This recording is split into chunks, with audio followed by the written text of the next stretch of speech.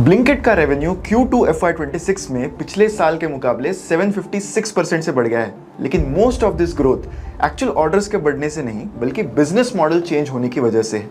पहले ब्लिंकिट एक market place model पे काम करता था, जहां डार्क स्टोर्स से बेचे जाने वाला सामान की ओनरशिप थर्ड पार्टी सेलर्स के पास होती थी। ब्लिंकिट सिर्फ डिलीवरी सर्विस और कमीशंस अर्न करता था, तो उनके रेवेन्यू में सिर्फ एक कमीशन काउंट होता था। अब ब्लिंकिट ने अपना मॉडल बदल दिया है। अब कंपनी खुद इन्वेंट्री ओन करती है, मतलब सामान अब ब्लिंकिट के नाम से बेचा जाएगा, इसलिए पूरा सेलिंग प्राइस उसके रेवेन्यू में काउंट होता है। एग्जाम्पल के लिए, पहले अगर 100 रुपए का आइटम ब्लिंकिट से सेल होता था तो ब्लिंकिट अपना रेवेन्यू सिर्फ 20 रुपीज का कमीशन दिखाता था।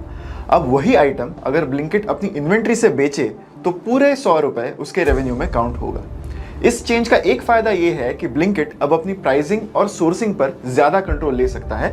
जहां पहले सिर्फ कमीशन मिलता था, अब वो डायरेक्टली बाय और सेल कर रहा है, इसलिए प्रॉफिट मार्जिन थोड़ा इंप्रूव हो सकता है। लेकिन ध्यान रहे, रेवेन्यू 7x बढ़ा है, इसका मतलब ये नहीं कि प्रॉफिट या कमीशन भी उतना ही बढ़ा है।